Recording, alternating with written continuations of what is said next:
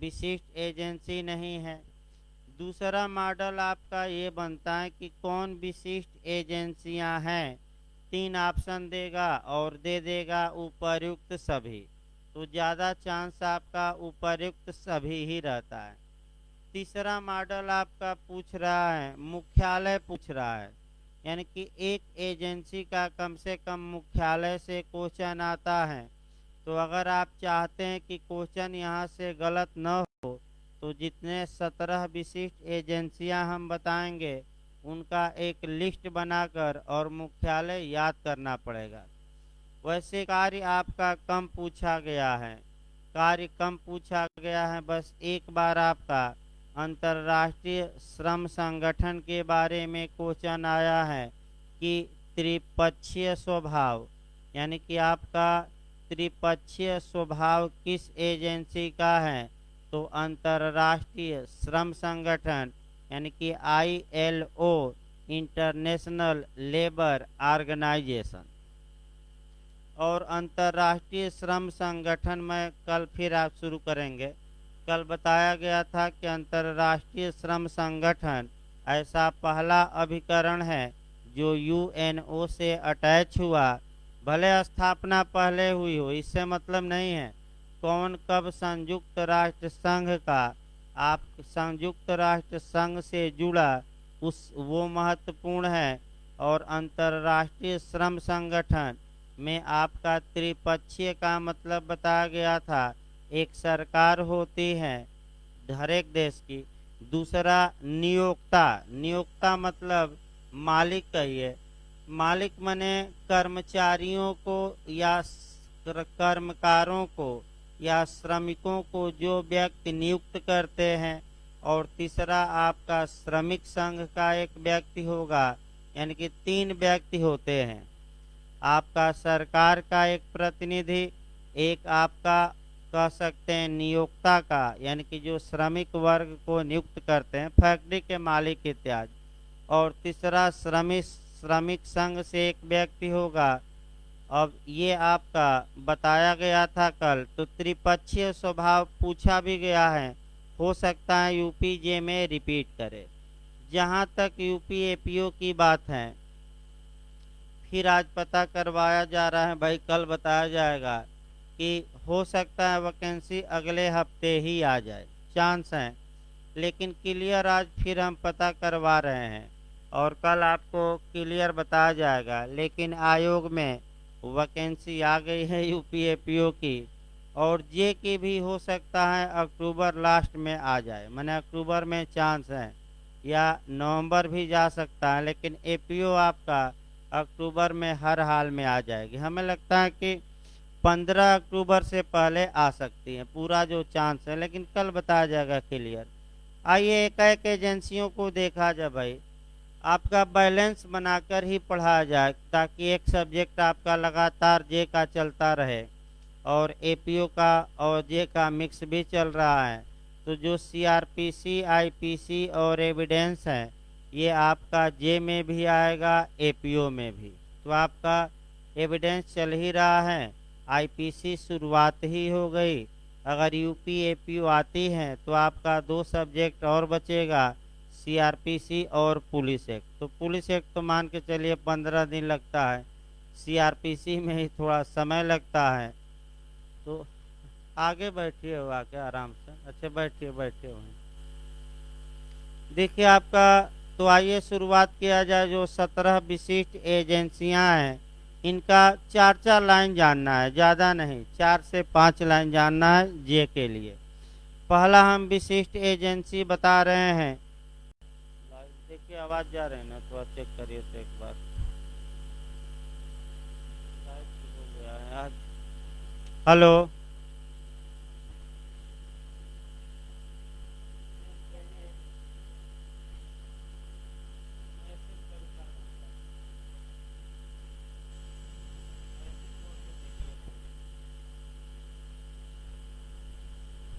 Hello, hello,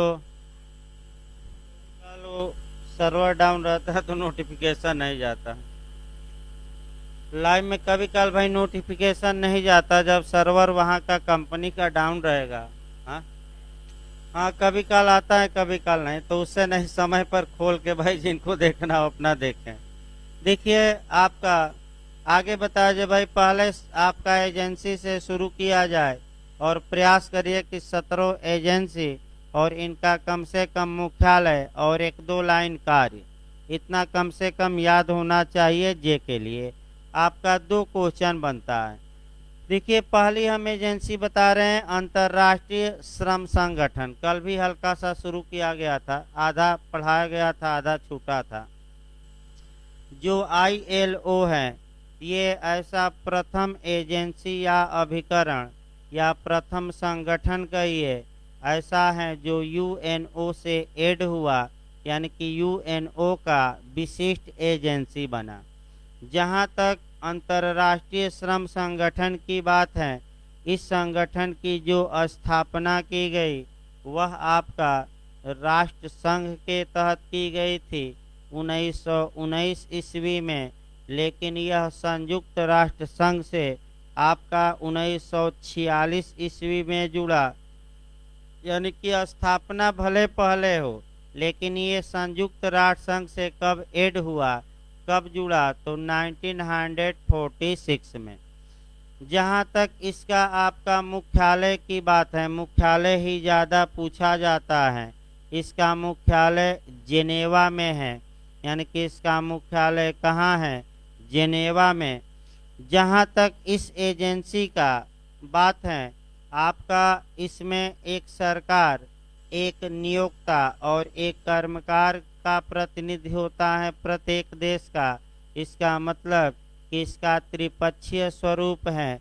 आपका किसी देश के सरकार, नियोक्ता और कर्मकार, कर्मकार मतलब श्रमिक हुआ। इसका कार्य क्या है और इसका कार्य महत्वपूर्ण है, कार्य हो सकता है पूछ ले लेकिन कभी पूछा नहीं गया है। देखिए कार्य ILO का जो मुख्य कार्य है आपका पूर्ण नियोजन। पूर्ण नियोजन का मतलब हुआ सभी लोगों को रोजगार मिले। तो आपका भारत में देख ही रहे, बताया भी गया था आपका भारत में भी कि प्रयास सरकार करती है कि पूर्ण नियोजन मिले, यानी कि सबको आपका काम मिले, चाहे प्राइवेट सेक्टर में या सरकारी सेक्टर में। लेकिन ये संभव नहीं है सरकार के लिए कि सभी लोगों को काम दे।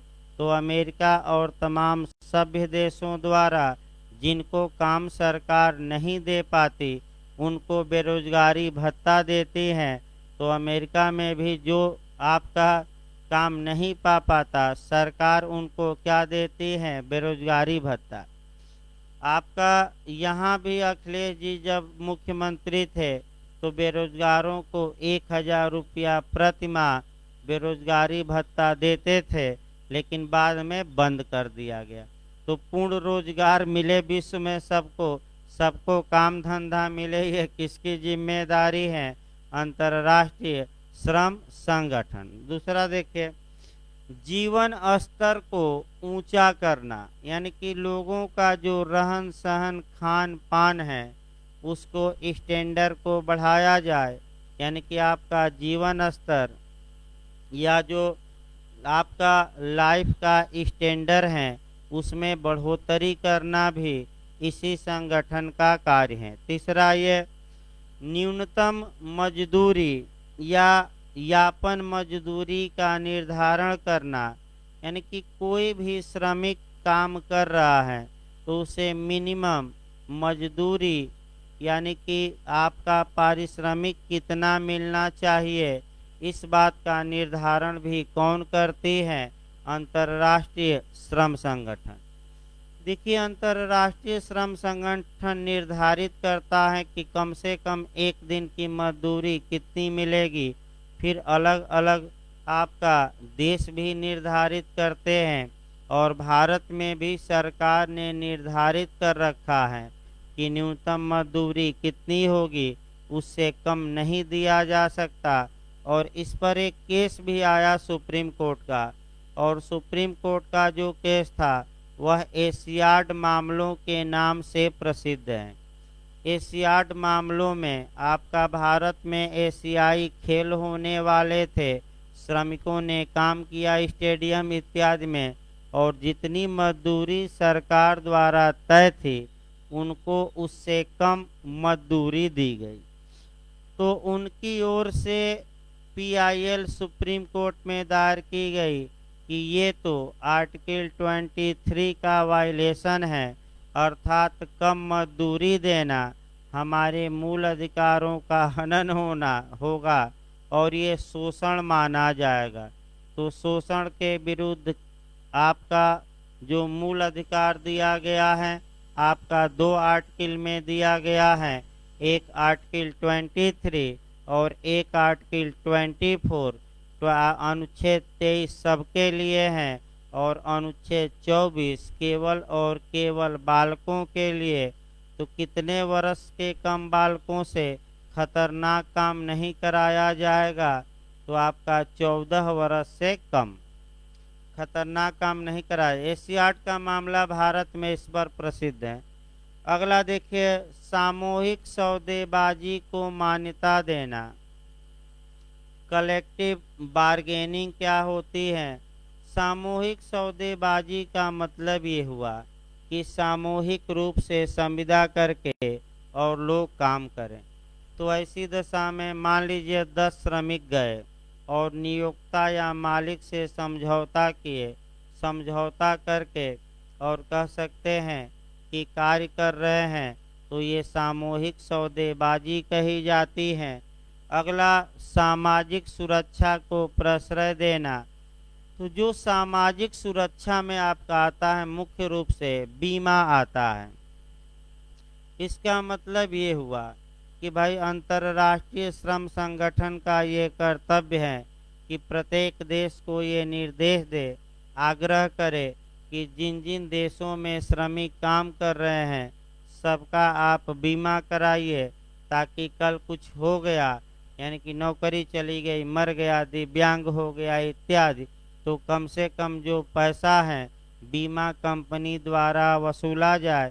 भारत में भी ये नियम है। भारत में ये है कि जितने भी श्रमिक काम कर रहे हैं आपका उनका बीमा कराना पड़ता है। तो इसमें भी कंपनियां बदमाशी करती हैं। आपका 100 श्रमिक काम कर रहे हैं तो दिखाती हैं 10, और बीमा कितना का कराएगी? केवल 10 का, और 90 का आपका बीमा ही नहीं कराएगी। तो इसमें भारत में भी इस नियम का वायलेशन हो रहा है। अगला देखिए, कर्मकारों के स्वास्थ्य की उचित आपका सुरक्षा करना, यानी कि जो व्यक्ति आपका फैक्ट्री इत्यादि में काम कर रहे हैं उनके स्वास्थ्य पर बुरा प्रभाव न पड़े। तो जहाँ तक स्वास्थ्य की बात है, आप स्वास्थ्य के आधार पर हमारे उच्चतम न्यायालय ने क्या कोई निर्णय दिया कि नहीं दिया, इसको तुरंत दिमाग में बैठाना है। स्वास्थ्य के आधार पर तमाम निर्णय हमारे उच्चतम न्यायालय के मौजूद हैं। और अगर ज़्यादा देखना हो तो एमसी मेहता का केस देख लीजिएगा, Mahesh Chandra Mehta versus Union of India के सैकड़ों केस मिल जाएंगे किताब में। अगर आप पर्यावरण विधि पढ़े होंगे तो पर्यावरण विधि में कुछ ना आए तो एक केस हमेशा लिखा जाता है, कौन सा? MC Mehta, Mahesh Chandra Mehta versus Union of India. आपका जैसे कि एक दो उदाहरण हम बता रहे हैं, बहुत ज़्यादा तो नहीं भाई, क्योंकि भारत से हमें कोरिलेट करके ही चलना है। तो आपका जैसे कि आपका तमिलनाडु में था, छोटे छोटे बच्चों से पटाखे बनवाए जाते थे, आपका माचिस की तीली बनवाई जाती थी। तो सुप्रीम कोर्ट ने पूरी तरह रोक लगाई और कहा कि बच्चों को शिक्षित करिए, कुछ सरकार धन दे, कुछ कंपनियां धन दें, ताकि बच्चों को ये सब रोजगार न करना पड़े और उनको क्या दिलवाया जाए? शिक्षा। आपका देख ही सकते हैं, पाकिस्तान अफगानिस्तान को जोड़ लीजिए, उसको भी कोरिलेट करके चलना है। शिक्षा नहीं, AK-47 दे दीजिए, तभी तो पाकिस्तान को आज़ाद करवाएगा, अफगानिस्तान को आज़ाद करवाएगा। तो शिक्षा का कोई मतलब नहीं। आप AK-47 तो तमाम वीडियो हैं, टीवी वाले भी दिखाते हैं। जैसे ही पाकिस्तान में बच्चा पैदा होगा, खिलौना नहीं दिया जाता, खिलौना में दिया भी जाता है तो क्या AK-47 दिया जाता है, और पढ़ाई लिखाई से कोई मतलब ज़्यादा नहीं। वो तो भाई कुछ अपना बचा है, वो पढ़ रहे हैं लोग, लेकिन बहुत ज़्यादा इसीलिए विकास आज तक नहीं कर पाया। और पाकिस्तान में भारत में जितना मोदी जी का विरोध है, उतना ही पाकिस्तान में लोग नाम लेते हैं। यानी कि भारत में कम नाम लेते हैं, पाकिस्तान में केवल इमरान खान, और वहाँ का भी व्यक्ति क्या लेता है, मोदी मोदी ये किया, मोदी वो किया। तो परमाणु बम नहीं गिरा, यही आपका कम है। एक यही बचा है कि एक बम हम छोटा क्या किया जाए, गिरा दिया जाए। आगे चलिए भाई। कर्मकारों का निवास एवं मनोरंजन का प्रबंध करना, यानी कि जो श्रमिक हैं या कर्मकार हैं, जो लेबर वर्ग हैं, उनके लिए आवास की व्यवस्था की जाए और मनोरंजन के साधन भी उपलब्ध कराए जाएं। तो आजकल मनोरंजन के साधन पहले थे सिनेमा, आपका टीवी लगवा दिया जाए। तो तमाम दुकानों में देखे होंगे कि आपका टीवी लगी हुई है, श्रमिक बैठा है तो क्या करे, मनोरंजन करे। तमाम दुकानों में देखिएगा। इसके बाद आपका जो श्रमिक हैं, उनका शिक्षा और रोजगार के समान अवसर उपलब्ध कराना, श्रमिकों को भी शिक्षा मिले और आपका समान अवसर उपलब्ध कराया जाए रोजगार का भी। यानी कि जो भी बेरोजगार हैं, उनके साथ समता का पालन किया जाए। यानी कि हम संविधान में अगर जोड़ें तो आर्टिकल 14 का क्या किया जाए, पालन। दूसरा संगठन देखिए, विश्व पर्यटन संघ। देखिए आपका दूसरा ये नया है, आपका 17 एजेंसियों में विश्व पर्यटन संघ है। आपका विश्व पर्यटन जो संघ है, इसका जो मुख्यालय है, पूछ सकता है, मैड्रिड में है। मैड्रिड, इसका मुख्यालय जो है मैड्रिड, भाई मुख्यालय जरूर याद रखिए, मैड्रिड यानी कि स्पेन में है। यानी कि विश्व पर्यटन संघ का मुख्यालय मैड्रिड में है और इस का मुख्य उद्देश्य ये है कि विश्व में अबाध रूप से लोग पर्यटन करें, अर्थात एक देश से दूसरे देश में जाएं और वहाँ की खूबसूरती का नज़ारा लें। तो यहाँ से लोग दो ही जगह तो जाते हैं भारत से, यानी कि भारत में इतनी जगहें हैं, लेकिन विदेश जाते हैं लोग या तो सिंगापुर जाएंगे ज़्यादा, या स्विट्ज़रलैंड चले जाएंगे, या ऑस्ट्रेलिया चले जाएंगे।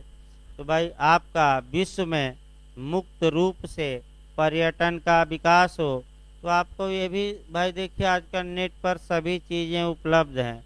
आप किसी भी देश को खोलिए, चाहे भारत या कहीं भी, और पर्यटन स्थल को खोलिए तो आपको पूरा बायोडाटा और नक्शा सहित और पिक्चर सहित मिल जाएगी। यानी कि हम लोग प्रयागराज में रहते हैं, प्रयागराज में कौन कहाँ पर्यटन स्थल है हमें मालूम नहीं है ज़्यादा, लेकिन जैसे ही आप सर्च करिए नेट पर तो आपको आश्चर्य होगा कि ये तो हम जानते ही नहीं थे और ये तो हमारे बगल में ही है। यानी कि ये भी आपका तमाम ऐसी चीज़ें मिलेंगी जो हम लोग नहीं जानते। तो विश्व में सार्वभौमिक रूप से पर्यटन का विकास हो और बिना किसी रोक टोक के लोग एक देश से दूसरे देश में क्या करने जाएं, घूमने जाएं, आनंद उठाने जाएं, पर्यटन करने जाएं। ये किस संस्था का कार्य है? तो विश्व आपका पर्यटन संघ। मुख्यालय याद रखिएगा, कहाँ मुख्यालय है? तो मैड्रिड।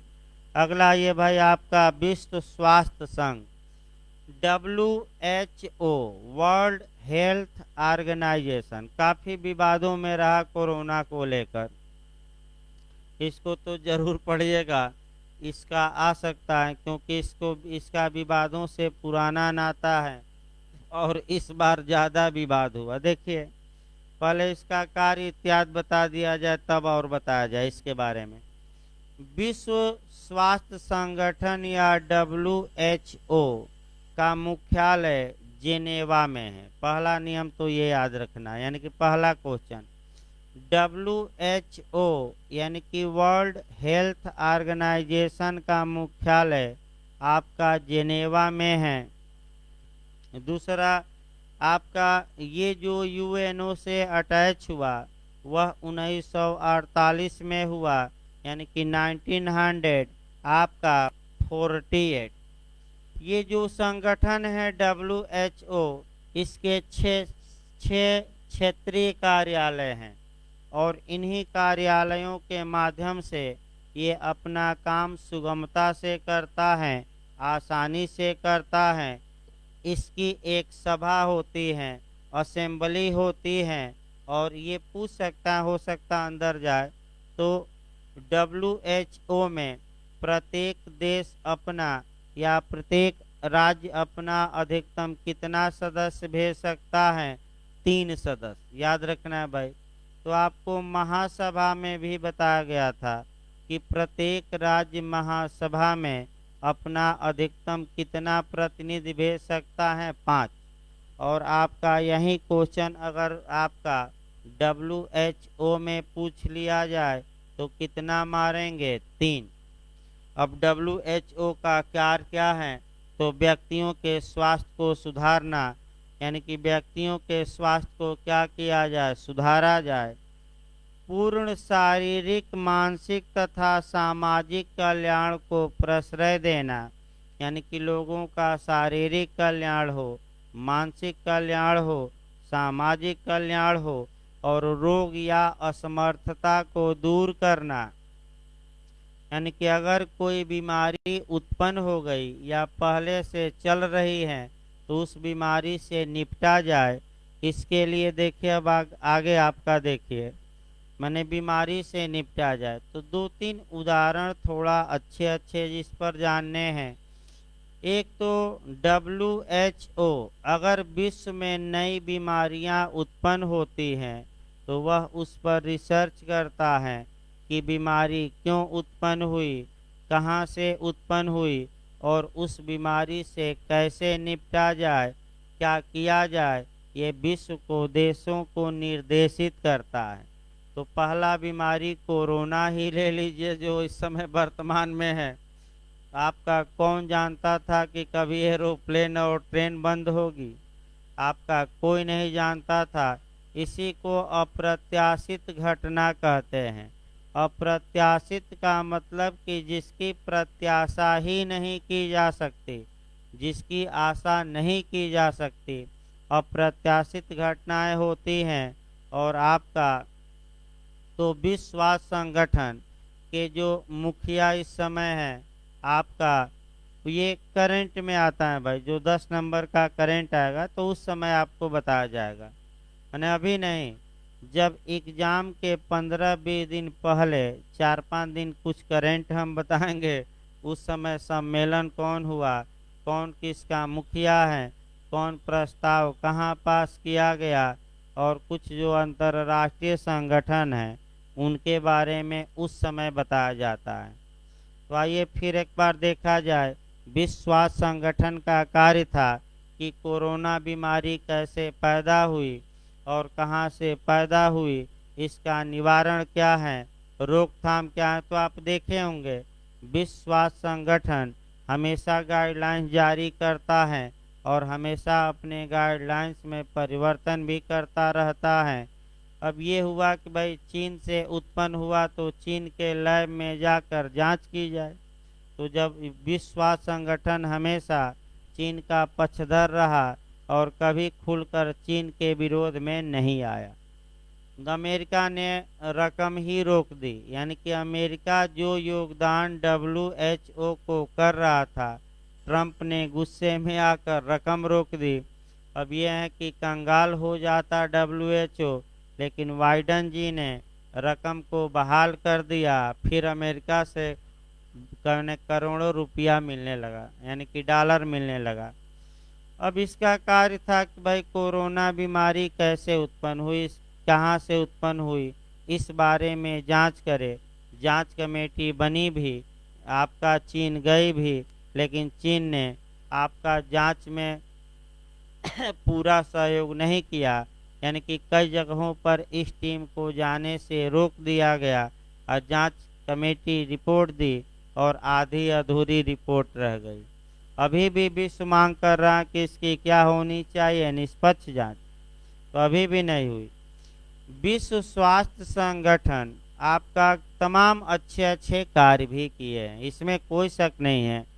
जैसे कि विश्व से पोलियो हुआ, खसरा हुआ इत्यादि जो बीमारी, कलरा हुआ इत्यादि जो बीमारियां हैं, ये विश्व स्वास्थ्य संगठन ने काफ़ी अच्छा कार्य किया है और लगभग विश्व से इन बीमारियों को दूर भगाया है। इसके लिए विश्व स्वास्थ्य संगठन दवाई मुहैया कराता है देशों को, पैसा भी मुहैया कराता है। तो जैसे पल्स पोलियो अभियान चलता है, तो आप सोच रहे होंगे सरकार चलाती है, सरकार एक पैसा नहीं देती, सब कहाँ से आता है, WHO से। इसमें ये नहीं कि सरकार। और यूपी में तो सबसे बड़े घोटाले बात थे, जब विश्व स्वास्थ्य संगठन से पैसा आया, NRHM घोटाला सुने होंगे, आपका स्वास्थ्य घोटाला, तो आपका अरबों करोड़ों रुपया यहाँ के मंत्री खा लिए, अधिकारी खा लिए, CMO खा लिए और CBI जांच जारी है, कब तक जारी रहेगी। और सभी के खिलाफ मुकदमा भी हैं, 35-40 CMO हैं, तमाम सचिव हैं, यानी कि करोड़ों डकार गए। और पैसा कहाँ से आया था, आपका विश्व स्वास्थ्य संगठन से। तो अपना पैसा नहीं लगाते ये लोग, वहाँ से जो पैसा आया उसी को आपका क्या किए, सब गोलमाल कर दिए। तो और 7-8 लोग आत्महत्या कर लिए या मार दिए गए हैं इसी मामले में, जो NRHM घोटाला है। ये भी याद रखिए, यूपी में मायावती जी के शासनकाल में हुआ था, फिर अखिलेश जी आए, फिर मोदी जी आए, 10 साल होने वाला है। सबने वादा किया कि हम मायावती जी को जेल भेजेंगे, लेकिन आज तक मायावती जी को जेल नहीं भेज पाए। अखिलेश जी ने भी वादा किया था कि 15 दिन के अंदर इस घोटाले में हम क्या करेंगे, मायावती जी को जेल। योगी जी ने कहा कि हम अखिलेश को जेल भेजेंगे और मायावती, दोनों को भेज नहीं पाए, लेकिन आजम खां को तो भेज ही दिए। यानी कि आजम खां को भेज दिया, यानी कि बड़ी मछली न पकड़ के किसको पकड़ा जाए। चलिए अगला देखिए भाई, आपका अगला यूनेस्को आया जाए, संयुक्त राष्ट्र। अगला संगठन देखा जाए, संयुक्त राष्ट्र शैक्षणिक, वैज्ञानिक तथा सांस्कृतिक संगठन। इसको शॉर्टकट में यूनेस्को बोला जाता है। यानी कि संयुक्त राष्ट्र शैक्षणिक, वैज्ञानिक और सांस्कृतिक संगठन, इसकी स्थापना आपका 1946 में हुआ। यूनेस्को का मुख्यालय पूछा जाता है भाई, मुख्यालय इसका पेरिस में है, याद रखिएगा, इसका मुख्यालय पेरिस में है। यानी कि पेरिस कहाँ पड़ता है, फ्रांस में। यानी कि फ्रांस के शहर या राजधानी पेरिस में इसका मुख्यालय है। तो इसका आपका मुख्य कार्य क्या है, तो मुख्य कार्य ये है कि शांति एवं सुरक्षा की स्थापना में सहयोग करना। यानी कि विश्व में शांति बनी रहे, कहीं अशांति न हो, इसमें क्या किया जाए, सहयोग किया जाए। शिक्षा के मामले में बढ़ोतरी हो, यानी कि बच्चा पढ़ेगा तभी तो आगे बढ़ेगा। यानी कि बच्चा पढ़ेगा तो देश क्या होगा, और नहीं पढ़ेगा तो AK-47 लेकर क्या करेगा, तड़तड़ाएगा। तड़तड़ा ही रहे हैं भाई कई देशों के लोग, इसमें कोई शक नहीं है। आपका यानी कि दूसरा आपका वैज्ञानिक प्रगति हो हर एक क्षेत्र में। यानी कि आपका माने साइंटिफिक प्रगति भी हो और कल्चरल प्रगति भी हो। यानी कि विश्व के लोग एक दूसरे के संस्कृति से, कल्चर से परिचित हों। तो भारत एक ऐसा देश है कि एक एक राज्य में जाइए तो कई कई कल्चर मिलेगा। यानी कि आप दक्षिण भारत में चले जाइए तो कुछ और, नागालैंड में चले जाइए कुछ और कल्चर मिलेगा। तो आपका तो इसका मतलब ये हुआ कि विश्व में शांति एवं सुरक्षा में सहयोग करना इस संगठन का कार्य है। रूल ऑफ लॉ की स्थापना करना यानी कि विधि के शासन को प्रश्रय देना। अब रूल ऑफ लॉ क्या है, यानी कि कोई प्राधिकारी मनमाना कार्य न करे, कानून सम्मत कार्य करे। तो तालिबान वाले भी कह रहे हैं कि हम कानून सम्मत कार्य कर रहे हैं और जो कुरान में लिखा है वो हमारा सबसे बड़ा कानून है और उस कानून के अनुसार हम कार्य कर रहे हैं। तो हम भी कौन सा शासन चला रहे हैं, रूल ऑफ लॉ का, वो भी कह रहा है। यानी कि हर एक व्यक्ति के अपने अपने तर्क हैं, इसमें कोई शक नहीं है। आपका यहाँ भी देखिए, मोदी जी जब भी कार्य करते हैं तो हमेशा यही कहते हैं कि संविधान के अनुसार कार्य हो रहा है, और जबकि विपक्षी हमेशा कहते हैं कि मोदी जी मनमाना कार्य कर रहे हैं, केवल लंबा लंबा फेंकते हैं लेकिन कुछ धरातल पर काम नहीं करते। और भाषण, अभी इंग्लिश वाले सर ने भी बताया कि भाषण देने में माहिर हैं, यानी कि कैसे पोट लिया जाए लोगों को, इसमें तो माहिर हैं ही। विदेश के नेताओं को कैसे पोटा जाए, कैसे भारत की जनता को पोटा जाए, इसमें तो भाई राजनीति में यही तो माहिरता होती है, इसमें माहिर हैं। और देखिए जैसे ही दोनों खेल हुए तुरंत सभी खिलाड़ियों से मिलकर और पूरे देश में चर्चा का विषय बन गया कि मोदी जी तो फोन कर दिए।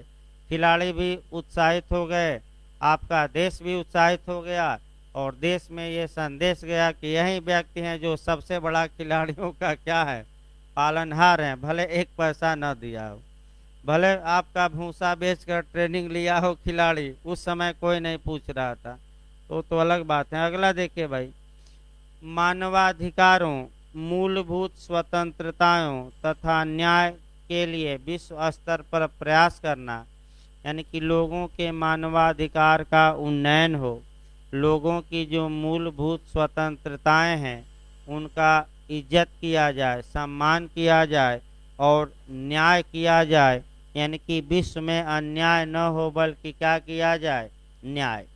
इसके बाद शिक्षा के क्षेत्र में प्रगति हो विश्व में, विज्ञान के क्षेत्र में प्रगति हो, संस्कृत के क्षेत्र में प्रगति हो यानी कि कल्चर के क्षेत्र में।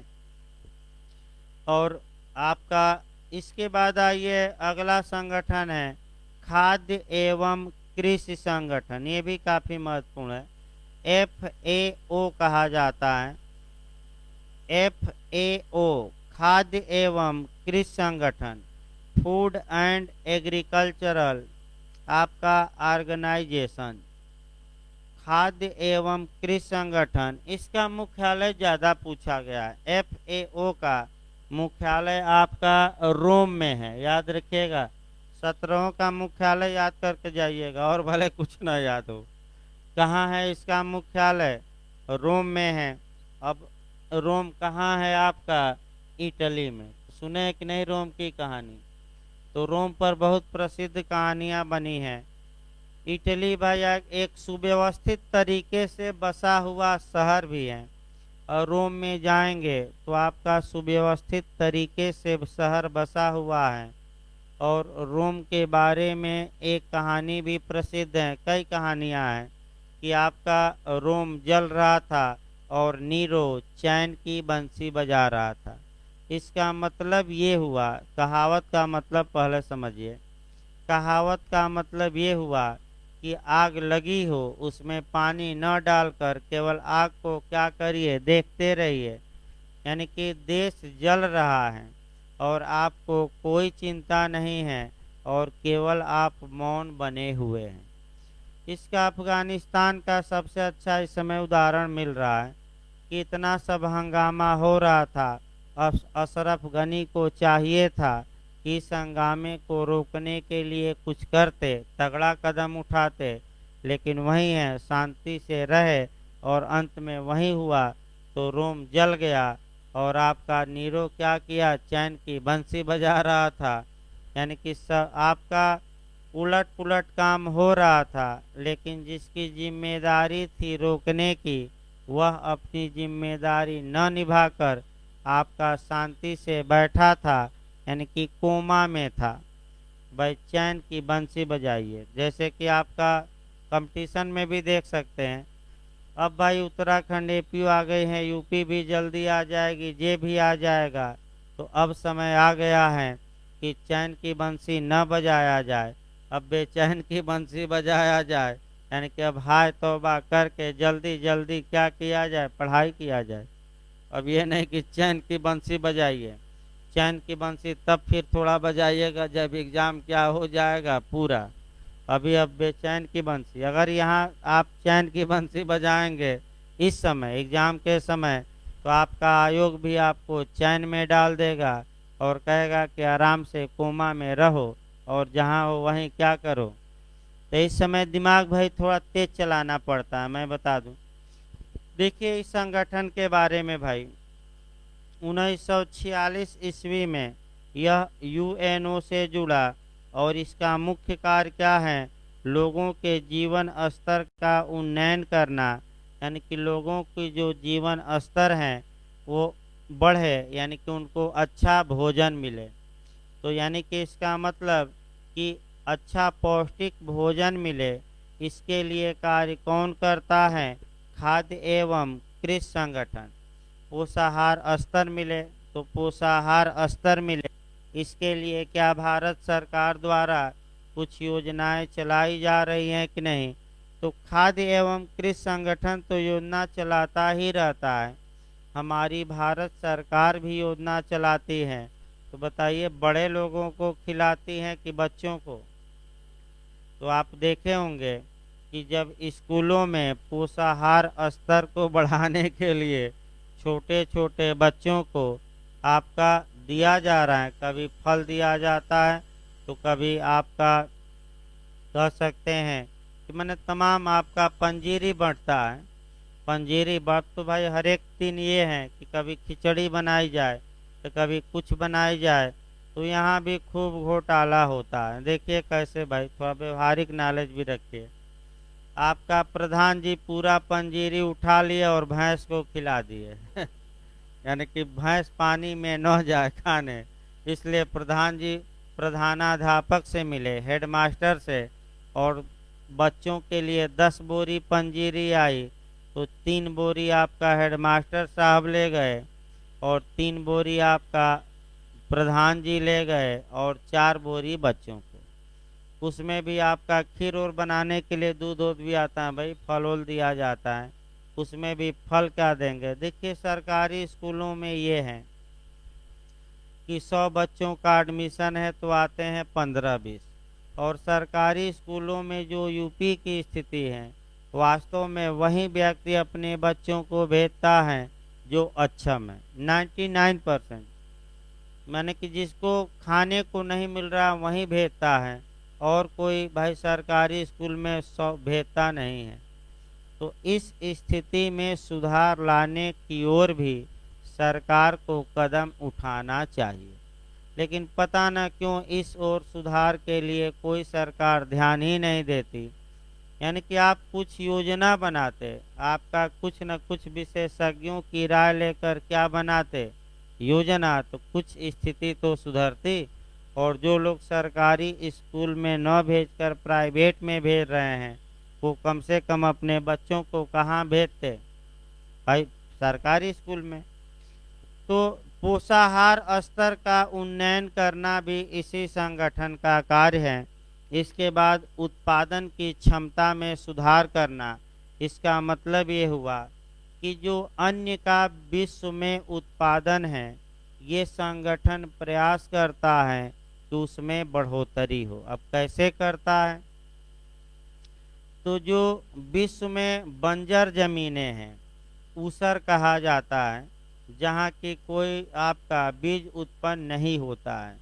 तो मैं बता दूं, जो ये विश्व खाद्य एवं कृषि संगठन है, भारत में भी बहुत जमीनें बंजर थी। तो विश्व खाद्य एवं कृषि संगठन पूरा खाद भेजता था, यानी कि पाउडर भेजता था खाद्य, और उन जमीनों में उस खाद को मिलाया जाता था और वह जमीनें उर्वरा बनाई गई। तो वर्तमान में तमाम जमीनें ऐसी हैं जो ऊसर थी भारत में, लेकिन विश्व खाद्य एवं कृषि संगठन के प्रयास से आज उसमें खेती हो रही है। अब ये संगठन ये भी प्रयास करता है कि विश्व में आधुनिक तरीके से खेती हो, ताकि जनसंख्या बढ़ रही है तो उत्पादन भी बढ़े और सबको निवाला मिले, यानी कि सबको भोजन मिले। और इसके लिए आपका जहां अमेरिका और तमाम देशों में आपका मान लीजिए 1 बीघा है, जितना अन्न वहां उत्पन्न होता है उसकी तुलना में भारत में अभी कम अन्न उत्पन्न होता है। फिर भी कृषि क्रांति हुई पंजाब, हरियाणा इत्यादि में, और उत्पादन की क्षमता को बढ़ाया भी गया भारत में। लेकिन अभी भी आवश्यकता है कि जो अन्य राज्य ज़्यादा विकास नहीं कर पाए या कृषि क्रांति का लाभ नहीं ले पाए, तो फिर एक बार ऐसा कुछ किया जाए ताकि ज़मीन की उर्वरा क्या हो, बढ़े। और ये हमेशा आपका ये संगठन प्रयास करता रहता है। इसके बाद आपका उत्पादन के वितरण के सामर्थ्य में वृद्धि करना, यानी कि इसका मतलब ये हुआ कि मान लीजिए भारत में उत्पादन ज़्यादा हो गया अनाज का और किसी देश में हुआ ही नहीं, सूखा पड़ गया, तो ये संगठन ये भी प्रयास करता है कि भारत से अनाज को कहाँ शिफ्ट किया जाए जहाँ सूखा पड़ा है। जैसे कि इस समय अफ़गानिस्तान देख सकते हैं, तमाम मीडिया रिपोर्ट आ रही हैं कि अफ़गानिस्तान में बच्चे भीख मांगना शुरू कर दिए हैं, और अगर विश्व ने सहयोग नहीं किया तो 1-2 माह में तमाम लोग भूखमरी के शिकार हो जाएंगे। या तो अफीम खा के जीवन चलाएंगे, तो अफीम से तो पेट भरेगा नहीं, पैसा मिल सकता है लेकिन पेट भरा नहीं जा सकता ड्रग्स अफीम से, तो भाई भोजन चाहिए। तो आप देखे होंगे, ये नहीं कि आपका सरकार तालिबान की है तो भूखे मरने के लिए विश्व छोड़ दे। तमाम मुस्लिम देशों ने अनाज और आपका फूड भेजे हैं। यहाँ तक कि संयुक्त राष्ट्र संघ के प्रतिनिधि भी जाकर तालिबानी प्रतिनिधि से मिला और भाई भूखे लोग न मरें इसके लिए आपका माने दवा भेजेगा, खाद्य भेजेगा। अब ये है कि भेजेगा, ये समझौता हुआ है कि हम इतना भेजेंगे ताकि लोग भूखे न मरें, यानी कि सत्ता किसी की भी हो लेकिन लोगों के मानवाधिकार की रक्षा हो, लोगों की स्वतंत्रताओं की रक्षा हो और लोग भूखे न मरें, ये विश्व का कर्तव्य है। अगला देखिए आपका ग्रामीण जनता की आर्थिक स्थिति में सुधार करना। इसका मतलब जो ग्रामीण जनता की आर्थिक स्थिति है उसमें सुधार किया जाए, यानी कि जो किसान फसल उत्पन्न कर रहे हैं उस फसल का अच्छा मूल्य मिले, तभी तो किसान सुधरेगा। और देख ही रहे हैं आपका मोदी जी ने क्या किया कि 3 कृषि बिल लेकर आए भारत में, और किसान अभी भी आंदोलन कर रहे हैं कि इन तीनों कृषि बिलों को आपका अधिनियमों को रद्द किया जाए। तो मोदी जी ने दूसरा उपाय किया कि कृषि बिल को तो रद्द नहीं करेगी सरकार, लेकिन एक दूसरा उपाय किया गया भाई, और वह ये किया गया कि जो अनाज की कीमत थी क्या किया गया, बहुत ज़्यादा इस समय बढ़ाया जा रहा है। इसलिए बढ़ाया जा रहा है कि किसान खुश हो और आपका खुश होकर भाजपा को वोट दे, क्योंकि अब चुनाव कई राज्यों में होने वाला है, तो भाई वोट देगा किसान तभी तो सरकार बनेगी। यानी कि इसका फायदा ये होगा कि जब किसान अपने अनाज को मंडियों में या सरकारी गल्ले की माने सरकारी संस्थाओं को बेचेगा, तो ऐसी दशा में अब उसे ज़्यादा कीमत मिलेगी। इसीलिए आपका जो रकम है, यानी कि जो क्विंटल पर निर्धारित है आपका, वो क्या किया जा रहा है, बढ़ा दिया गया है। इस समय आप देखिए रोज समाचार में आता है कि इतना बढ़ा गया, इतना बढ़ा गया। तो इससे किसानों को कुछ फायदा मिलेगा। अब देखिए कृषि बिल भी आपका पूछा जाता है, उसमें मुख्य रूप से क्या है, एक लाइन वो भी जानना है। देखिए उसमें मुख्य रूप से सहकारिता जो है, या आपका सहकारी खेती के विकास की बात की गई है। उसमें यह है कि मान लीजिए 10 किसान हैं और इनके पास 100 बीघा जमीन है, 10 किसानों के पास। तो अब ये नियम है कि ये जो 100 बीघा जमीन है ये आपका कंपनियां ले सकती हैं, और कंपनियां इन किसानों को पैसा दे, 100 बीघा जमीन ले ले, लेकिन मालिकाना हक नहीं, एग्रीमेंट कराकर मान लीजिए 20 साल के लिए ले ली। अब इस जमीन पर क्या बोना है, कैसे यूज करना है, ये किसकी जिम्मेदारी रहेगी, कंपनी का। तो नुकसान कहाँ किसान देख रहे हैं कि किसानों को तो भरमा कर, भाई अनपढ़ ज़्यादा किसान भी हैं, तो भरमा कर आपका 10 मान लीजिए 100 रुपया में किसान से एग्रीमेंट करा गया और कंपनियां कमाएंगी 1000। तो इसीलिए बार बार राहुल बाबा हमारे कहते हैं कि मोदी जी ने अंबानी और अडानी को सब बेच दिया, रेलवे से लेकर एयरपोर्ट, अब किसानों को भी बेचने पर क्या है। इसमें आपका देखिए किसान अगर हो सकता है, एक माने ये है कि हो सकता है कि कंपनियां छल बल कल करके आपका किसानों से ज़मीन का सौदा कर लें, माने खेती होती के लिए, स्वामित्व का नहीं, और आपका बांध दें और किसानों को कम दे पैसा और अपने भूमि से क्या करें, ज़्यादा लाभ कमाएं। एक समस्या है, इसीलिए कहा जा रहा है कि कंपनियां किसानों से ज़मीन छीन लेगी। तो मालिकाना हक नहीं छीनेगी, लेकिन ये ज़रूर है कि कुछ समय के लिए एग्रीमेंट करके, और किसान अब खेती न करे बल्कि कौन करेगी, अब कंपनी जो करे, चाहे खेती करे, व्यापार करे, आपका वो अलग बात है। अगला देखिए भाई, आपका अगला संगठन है अंतर्राष्ट्रीय नागरिक उड्डयन संघ। ये भी बहुत पूछा जाता है। अंतर्राष्ट्रीय नागरिक माने सिविल, और उड्डयन एविएशन कहा जाता है। इंटरनेशनल सिविल एविएशन आपका ऑर्गेनाइजेशन। अंतर्राष्ट्रीय नागरिक उड्डयन संघ यानी कि जो ये विश्व में विमान या इत्यादि चल रहे हैं, इनके बारे में नियम बनाना, इनको रेगुलेट करना इस संगठन का काम है। इसका मुख्यालय कई बार पूछा गया है, इसका मुख्यालय मॉन्ट्रियल में है, कनाडा के मॉन्ट्रियल में है। भाई मुख्यालय पूछा है जीएस में भी, मॉन्ट्रियल में है कनाडा के। इसकी स्थापना 1944 में हुई, लेकिन यह यूएनओ से जुड़ा 1947 ईस्वी में, यानी कि 1947 में। और आपका इसका मुख्य कार्य है नागरिक उड्डयन विकास हेतु सभी सूचनाएं एकत्र करना, उनका परीक्षण करना और उड्डयन संबंधी जानकारी को प्रकाशित करना। यानी कि देखिए जिस प्रकार एक और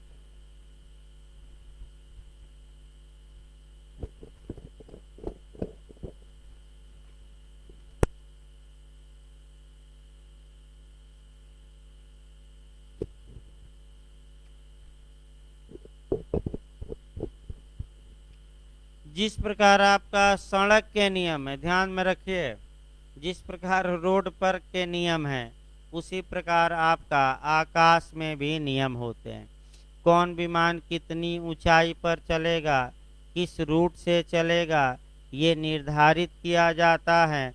अगर निर्धारित नहीं किया जाता तो रोज जैसे सड़क पर दुर्घटना होती है, वैसे ही कहाँ दुर्घटना होती, आपका कह सकते हैं कि आकाश में, और लोग सैकड़ों लोग मर जाते।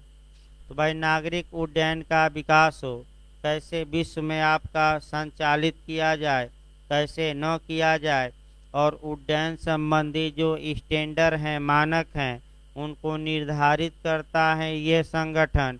और देशों से आग्रह करता है कि इनको क्या करिए, लागू।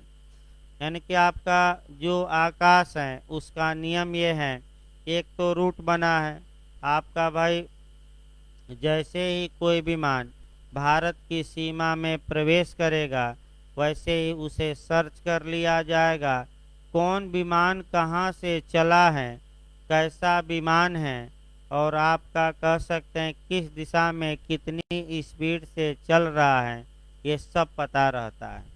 जैसे कि एक उदाहरण भी आपको देखना है कि भारत ने पाकिस्तान पर एयर स्ट्राइक की थी और आपका तत्पश्चात पाकिस्तान ने पलटवार किया था। तो जैसे ही पाकिस्तान से जंगी जहाज उड़े थे, भारत को पता चल गया था कि उधर से जंगी जहाज उड़ रहे हैं, इतना मैं टेक्नोलॉजी के कारण। और आपका आते आते सीमा पर भारत भी तैयार था और आपने देखा भी कि भाई थोड़ा बहुत अपना फाइटिंग हुई और आपका अभिनंदन जी गिर गए कहाँ, यानी कि चिड़िया ने बाज को मार दिया, ये कहिए मैंने छोटे विमान ने किसको मार दिया, बड़े को, और जाकर पैराशूट के तहत आपका मैंने पैराशूट से उतरे तो गिर गए पाकिस्तान में। पाकिस्तान में दोनों आपका पायलट गिरा, एक पाकिस्तान का और एक भारत का।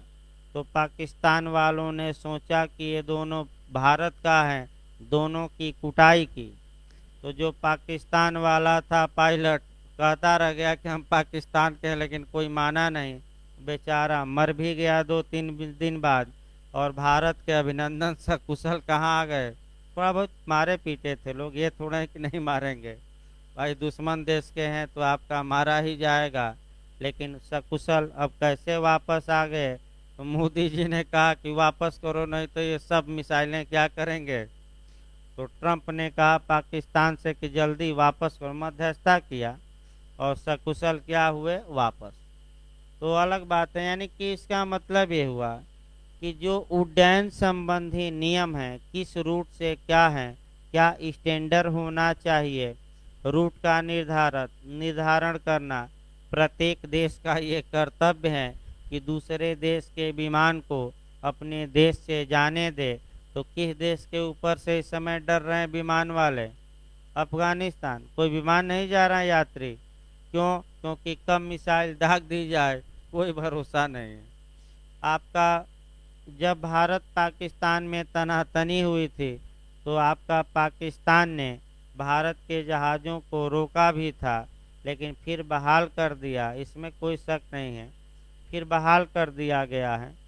भाई कौन विमान हमारे आकाश के ऊपर चल रहा है ये भी आपका मने सतर्क भी रहना है, क्योंकि हो सकता है कोई बम ही लेकर चल रहा ऊपर से, क्या करे, पटक दे। तो इसके लिए एजेंसियों को और सुरक्षा बलों को सतर्क रहना पड़ता है। तो आइए मॉन्ट्रियल याद रखिए भाई, आपका नागरिक अंतर्राष्ट्रीय नागरिक उड्डयन संघ का मुख्यालय जरूर याद रखिए, मॉन्ट्रियल यानी कि कनाडा में है।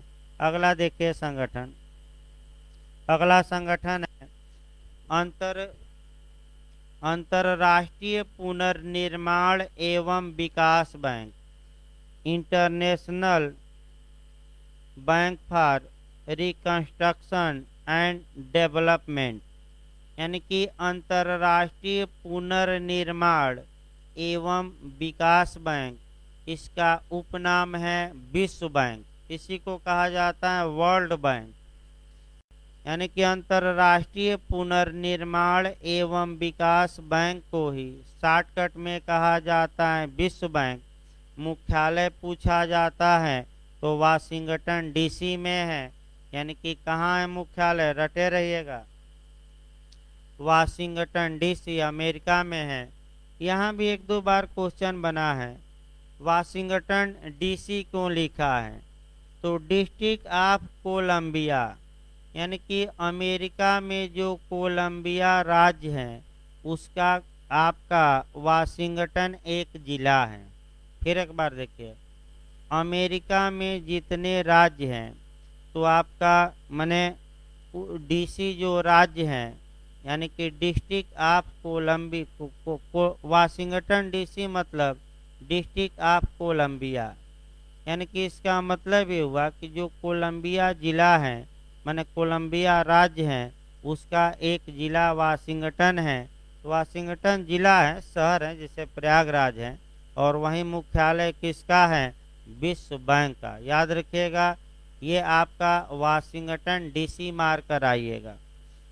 ये इसका कार्यालय 3 जगह है, आपका पेरिस में, न्यूयॉर्क में और लंदन में। यानी कि मुख्यालय तो एक जगह है, लेकिन क्षेत्रीय कार्यालय कितनी जगह है? 3 जगह, आपका पेरिस, न्यूयॉर्क और लंदन में। इसकी स्थापना 1946 में हुई।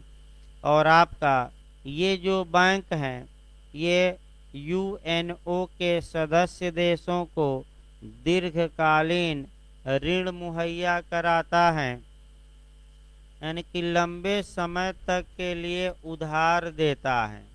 तो कम से कम 10 साल और अधिकतम 35 साल, याद रखिए। यानी कि 10 साल से लेकर 35 साल तक के लिए ये क्या देता है? उधार देता है। तो उधार खूब लोग देश लेते हैं।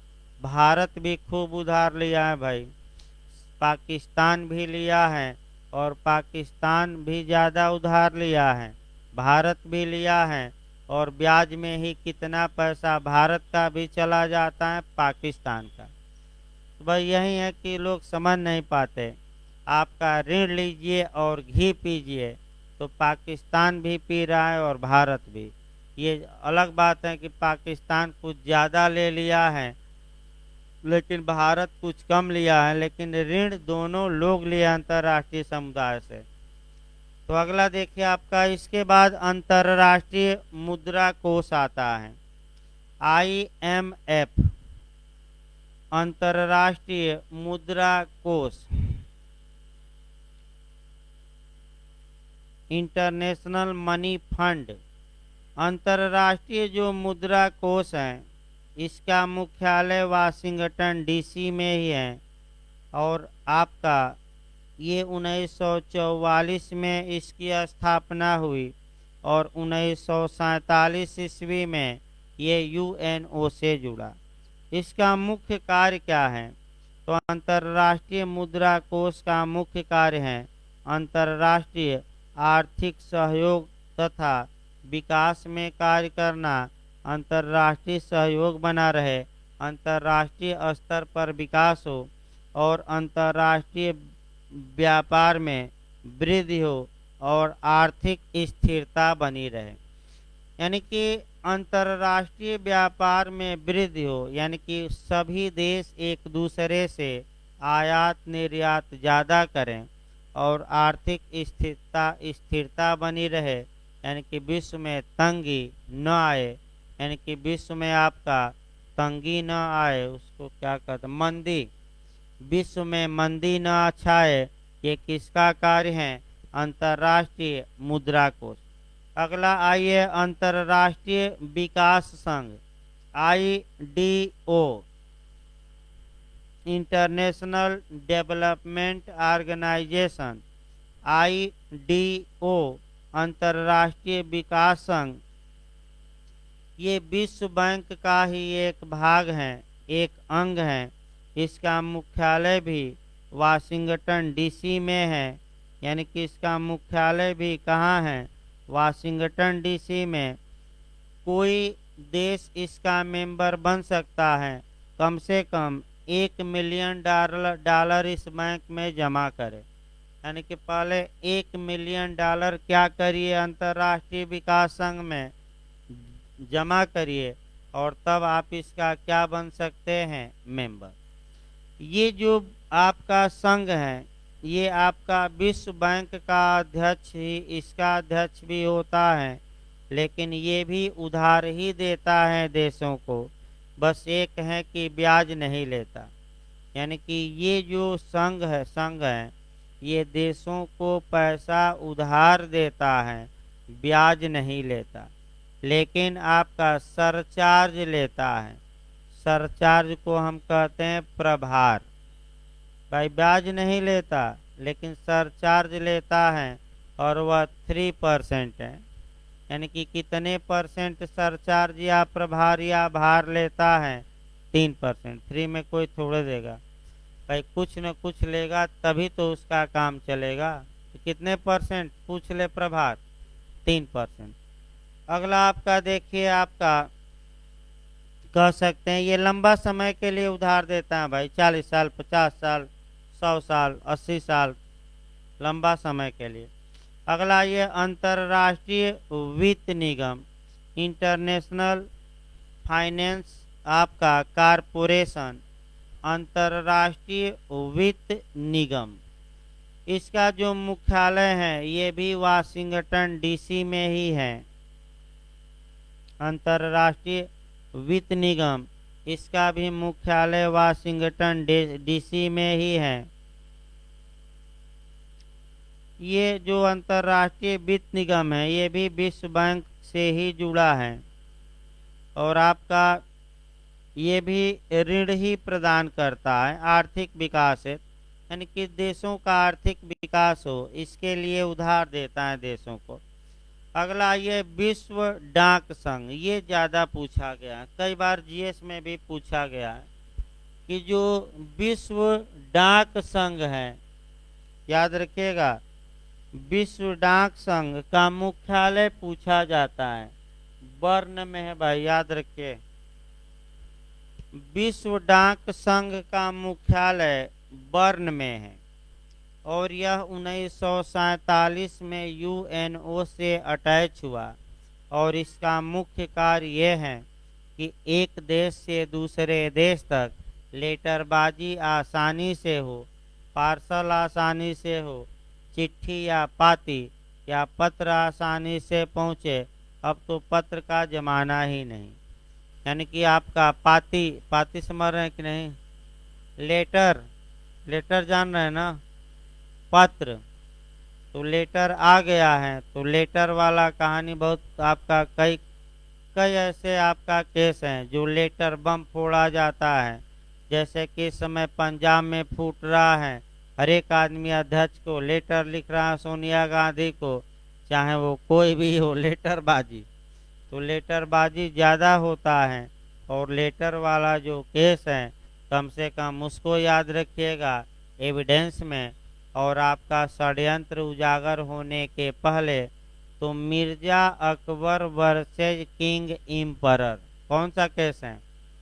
सेक्शन 10 पर है, लूमिंगटन रोड शूटिंग षड्यंत्र केस, लूमिंगटन रोड शूटिंग षड्यंत्र case, section 10 evidence, Mirza Akbar versus emperor का केस, बहुत प्रसिद्ध है, वो तो आपका बताया जा चुका है लेक्चर में, वीडियो में है भाई।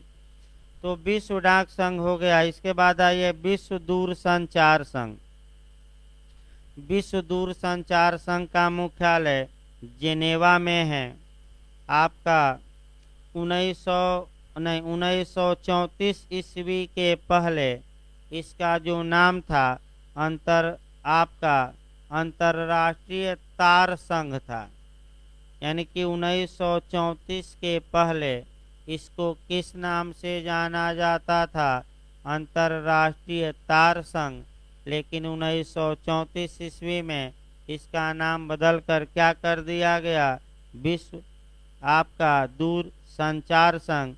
इसका मुख्य कार्य यही है कि सभी प्रकार के दूर संचार के विकास हेतु सहयोग प्रदान करना, दूर संचार में कार्य क्षमता में वृद्धि करना, तकनीकी सहायता सुनिश्चित करना और दूर संचार के माध्यम में सभी देशों में आपका सामंजस्य बैठाना। तो दूर संचार पर उदाहरण देखिए भाई, मुख्यालय याद रखिएगा, इसका मुख्यालय जेनेवा में है। जेनेवा याद रखना है, भले और कुछ याद न रहे, आपका एक लाइन तो याद रहे कि इसका मुख्यालय कहाँ है? जेनेवा। देखिए इसके बारे में भाई एक्स्ट्रा भी कुछ एक लाइन बताया जाए। जैसे कि आप लोग समाचार देख रहे हैं तो एक देश का समाचार दूसरे देश को जल्दी नहीं मिलता था, लेकिन वर्तमान समय में आप देखें तो विश्व में जितने समाचार होते हैं तुरंत आपका क्या हो रहे हैं? तुरंत पता लग जा रहे हैं। ये तकनीकी विकास और दूरसंचार के विकास के कारण ही हो रहा है। आप फ़ोन से कहीं भी बात कर सकते हैं, देश में विदेश में वीडियो कॉलिंग कर सकते हैं, लेकिन वीडियो कॉलिंग से सतर्क रहिए। मैं फिर बता रहा हूँ, कोचिंग के ही एक दो लोग जाल में फंस गए थे, नाम नहीं लिया जाता।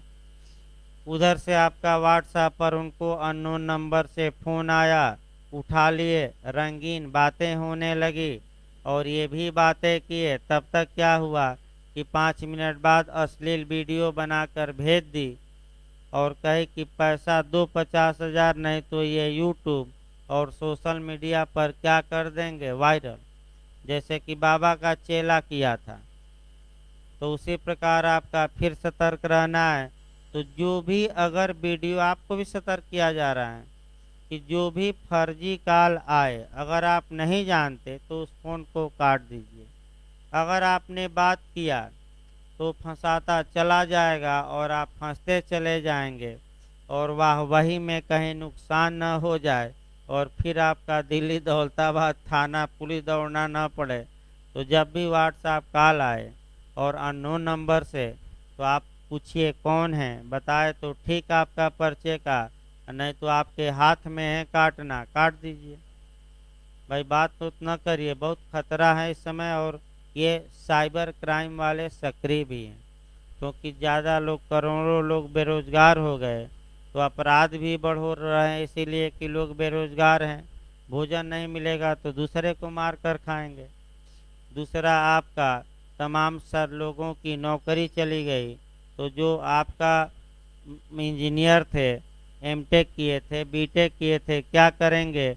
तो बैठकर फर्जी सिम बनाएंगे, फर्जी आपका माने एटीएम कार्ड बनाएंगे, फर्जी आपका क्रेडिट कार्ड बनाया जाता है और क्या किया जाता है, पैसा उड़ा दिया जाता है। तो भाई इस समय साइबर क्राइम बहुत तेज़ी से बढ़ रहा है, तो आपको भी सलाह दी जाती है कि आप भी सतर्क रहिए, क्योंकि सतर्कता ही बचाव है। जब एक बार पैसा खाते से निकल जाएगा तो कोई पूछने वाला नहीं है। मैं बता दूं, बड़े बड़े लोगों का पैसा वापस नहीं आया।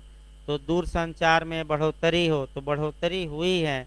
आज से 10-15 साल पहले देखिए और आज देखिए, यही एक कॉल अगर रिसीव भी करते थे तो 8 रुपया कटता था, और आजकल तो कॉलिंग भी फ्री और रिसीविंग भी फ्री, व्हाट्सएप कॉल भी फ्री, सब कुछ फ्री फ्री तो हो रहा है। तो आपका बढ़ोतरी हुई है, इसमें कोई शक नहीं है। अगला देखिए, अंतर्राष्ट्रीय सामुद्रिक संगठन। ये देखा जाए, अब भाई कम ही बचा है। अंतर्राष्ट्रीय सामुद्रिक संगठन, ये आपका लंदन में इसका मुख्यालय है और ये 1958 में यूएनओ से जुड़ा। समुद्र में कैसे सुरक्षा बनाई रखी जाए, आपका दिक्कत न हो, समुद्री मार्ग निर्धारित करना। समुद्र सबका है, सबको समुद्र से खनिज इत्यादि निकालने का हक है। तो काफ़ी विवाद चलता रहता है। सबसे ज़्यादा विवाद किया है चीन ने। वह कहता है कि ये पूरा एरिया क्या है, हमारा है, और भारत अमेरिका कहता है कि आपका नहीं है। तो ये संगठन काम करते हैं, लेकिन भाई जब देश अड़ जाए तो ये संगठन भी क्या हो जाते हैं, विफल। अगला देखिए, विश्व मौसम संगठन, मौसमों का हाल बता दिया जाए। विश्व मौसम संगठन, ये भी आपका पूछा जा सकता है। इसका मुख्यालय जेनेवा में है और इसकी स्थापना आपका कह सकते हैं कि नीदरलैंड के यूट्रे में हुई थी, 1878 में हुई थी, यानी कि 1878 ईस्वी में नीदरलैंड शहर के यूट्रे, यूट्रे कहा जाता है भाई, यूट्रे, यूट्रे शहर में इसकी स्थापना हुई थी, 1878 में हुई थी। और आपका 1951 में ये संयुक्त राष्ट्र संघ से अटैच हुआ। देखिए, स्थापना अलग हो सकती है, अब संयुक्त राष्ट्र से कब जुड़ा, तो 1951। इसका मुख्यालय जेनेवा में है। इसका मुख्य कार्य क्या है कि आपका मौसम संबंधी सूचनाएं आपका एकत्र करके त्वरित जानकारी देशों को प्रदान करे और आपका मानवीकृत मौसम संबंधी आकलन करे और आपका कह सकते हैं मौसम विज्ञान के प्रयोग को वायुसेना, जलपोत, नौसेना, कृषि क्षेत्रों में बताए। तो मौसम का भाई हाल बताया जाता है। तो आप कभी सोचे होंगे कि मान लीजिए तो भारत भी अब बैठा लिया है, पूरा अपना पता कर लेता है। जैसे कोई तूफान आने, बारिश आएगी कि नहीं आएगी, ये 4 दिन पहले ही आपको पता लग जाता है कि 2 दिन बाद भारी बारिश की क्या है संभावना। तो ये जो विश्व मौसम संगठन है, इसका भी कार्य है कि पूरे विश्व के मौसम पर क्या रखे, नजर रखे। कई तूफान आने वाले हैं, समुद्री तूफान, बवंडर आने वाला है, समुद्र में बवंडर उठा है। तो पहले ही देशों को क्या किया जाए, सतर्क किया जाए। और कोरोना तो भारत में आया ही, अब पता ना क्यों समुद्री बवंडर भी ज़्यादा आ रहे हैं और लोगों के घरों को आपका तबाह कर रहे हैं, तमाम लोग मारे भी जा रहे हैं। अभी बवंडर तो आया है, गुलाब बवंडर। अब वो तो सर बताएंगे नामकरण के बारे में। आगे बैठिए उधर, हाँ पीछे न बैठिए भाई। देखिए आपका गुलाब बवंडर आया है और भारी बारिश, तब देखिए इधर बारिश आती है कि नहीं, अब वो असर इधर होता है कि नहीं। पिछले वाले का तो जो उड़ीसा से आया था इत्यादि से, उसका असर काफ़ी हुआ था इधर भी। और आपने देखा कि लगातार बारिश हुई थी, यानी कि कोचिंग भी 2 दिन क्या करनी पड़ी थी, बंद, न ऑनलाइन चला न ऑफलाइन। तो अगला देखिए अब समाप्त होने वाला है। अगला संगठन है संयुक्त राष्ट्र औद्योगिक विकास संगठन, UNIDO, संयुक्त राष्ट्र औद्योगिक विकास संगठन। इसका मुख्यालय वियना में है। 1967 में इसकी स्थापना होती है और इसका मुख्य कार्य ये है कि विकासशील देशों को औद्योगिक विकास के लिए प्रोत्साहित करना और उनके उद्योगों की स्थापना में सहायता करना। तो भारत विकासशील देश है, तो ये भारत को उद्योग स्थापित करने में सहयोग भी देगा, पैसा भी देगा, इत्यादि देता है और विकास करता है कि चलो उद्योग धंधे क्या करो, लगाओ। तो आपका इस समय लड़के क्या लगा रहे हैं उद्योग धंधों में। तो मोदी जी ने कहा कि भाई पकौड़ा बेचना भी तो उद्योग धंधा है। तमाम पकौड़े वाले करोड़पति हो गए, चाय बेचने वाले। तो लड़के क्या बेचने लगे, पकौड़ा। तो कुछ तो पैसा आ ही जाएगा भाई। 2 रुपया की चाय 5 रुपया, अब 3 रुपया पकौड़ा में लगना है तो 10 रुपया, एक पकौड़े पर 7 रुपये का फायदा। अगर 100 पकौड़ा भी बेचा तो आप जोड़ लीजिए कितना दिन भर में, भाई लाखों भिखमंगे करोड़पति लाखपति निकल रहे हैं ये भी याद रखिए। तो अगला देखिए, अगला 1-2 और संगठन है, समाप्त किया जाए भाई। अंतर्राष्ट्रीय कृषि विकास कोष या निधि, अंतर्राष्ट्रीय कृषि विकास कोष देखा जाए, इसका मुख्यालय रोम में है और आपका इसका भी आपका अंतिम देखिए, विश्व बौद्धिक संपदा संगठन। अब आइए, विश्व बौद्धिक संपदा संगठन, इसका मुख्यालय जेनेवा में है और विश्व में संपूर्ण विश्व के बौद्धिक संपदा में संरक्षण में वृद्धि करना। इसको देखिए भाई, आपका ये थोड़ा बताना पड़ेगा। मुख्यालय जरूर याद रखिए, जेनेवा में है। देखिए इसमें जो विश्व बौद्धिक संपदा संगठन है, इसका मुख्य कार्य ये है कि जो आपका जिस व्यक्ति ने अपनी बुद्धि कौशल के विकास से आपका कोई खोज की, कोई प्रयोग किया, कोई नई बात निकाली, तो उसको संरक्षित किया जाए और उसको हक होगा कि वह वहीं उसका उत्पादन करे। तो ऐसी दशा में आपका पेटेंट का मामला आता है। जैसे कि आपने कोई नई चीज़ खोजी, तो आप जाकर इस संगठन में उस चीज़ का पेटेंट कराइए। पेटेंट का मतलब ये हुआ कि आपके अलावा और कोई व्यक्ति इस चीज़ को बेच नहीं सकता।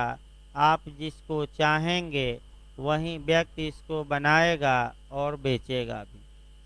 ये विश्व बौद्धिक संपदा यानी कि हमने अपने बुद्धि से जो उत्पन्न किया है, कॉपीराइट भी कहा जाता है कभी काल। जैसे कि आप किताब जब खरीदिए तो उस पर लिखा रहता है कि ये किताब मैंने लिखी है। स्पष्ट पहला पन्ना पर देखिएगा, थोड़ा अंत में नहीं। एक बार आप जाकर पहले पन्ने पर दूसरे पर देखिएगा, लोग पढ़ते नहीं हैं। ये किताब मैंने लिखी है, इसकी नकल करना या इसकी बातों को उतारना ये कॉपीराइट का उल्लंघन होगा। ये मेरी बुद्धि की उपज है और आपका। अगर कोई व्यक्ति उल्लंघन करता है तो वह दंड का भागी होगा। उसके खिलाफ न्यायालय में मुकदमा चलेगा और हम क्या वसूल लेंगे? मुआवजा। ये आपका लिखा रहता है पहले पेज पर, तो लोग करते क्या हैं, आपका कट पेस्ट कर देते हैं। यानी कि लिखा है तो आपका 10 लाइन वहाँ से, 10 लाइन अपने मन से, 5 लाइन यहाँ से, 5 लाइन वहाँ से, और नई किताब बना दिए। तो जोड़िए कितना शब्द आपका है भाई। कोई नई किताब लिखेगा तो कुछ बातें तो आपका सेम है, वो कहाँ से आपका भाई लिखेगा? कुछ बातें जो पंचौरा वाली रहती हैं, व्याख्या वाली, वहीं तो हेर फेर कर सकता है। मूल बात थोड़े बदलेगी। अब संविधान का बेयर है थोड़े बदल जाएगा, आपका ये संगठन है तो थोड़े बदल जाएंगे। बस उसमें 2-4 आपका घटा बढ़ा सकता है, यही तो कर सकता है। तो इस प्रकार जो 17 संगठन थे समाप्त हुए। आपका कल से इसको लिखवाया भी जाएगा। कल भाई कॉपी लेकर आइए। अब जो अगले समय है शनिवार तक आपका अंतर्राष्ट्रीय संगठन केवल लिखवाया जाएगा, जहां से सुरक्षा परिषद से एक बार देखिए लास्ट कहां तक लिखवा गया, तब तैयार करके कल लास्ट लाइन केवल हमें बता दीजिए। कार्य लिखवाया गया कि सामान्य बातें? सामान्य बातें, यानी कि सुरक्षा परिषद लिखवाया जा रहा था, उसमें सामान्य बातें लिखवाई गई थी और कल से लिखवाई जाएगी। और आपका सोमवार से नया सब्जेक्ट लगेगा भाई, क्योंकि अंतर्राष्ट्रीय संगठन समाप्त नहीं हो पाया था। सोमवार से आपका नया सब्जेक्ट लगेगा। एक जे का लगाते हैं, टीपीए लगाना है, तो हो सकता है कि अभी समय नहीं बच पा रहा है, तो 3 दिन आपका माइनर चले और 3 दिन टीपीए चले, और एविडेंस और आईपीसी लगातार चलेगी, ताकि भाई ये समाप्त हो तो आपका यूपी भी देखा जाए, यूपी पुलिस अधिनियम और सीआरपीसी। कोई एक समाप्त हो तो हम पुलिस अधिनियम यूपी का आ जाएगा तो तुरंत लगाएंगे। एविडेंस ही होगा समाप्त तब, क्योंकि बहुत तेज़ी से निकलेगा। हमें लगता है 20 दिन में समाप्त हो जाना चाहिए, यानी कि 15-20 आपका 15-20 तारीख तक प्रयास किया जाए। तो भाई आपका 10:30 बजे से क्लास चलेगा एविडेंस का।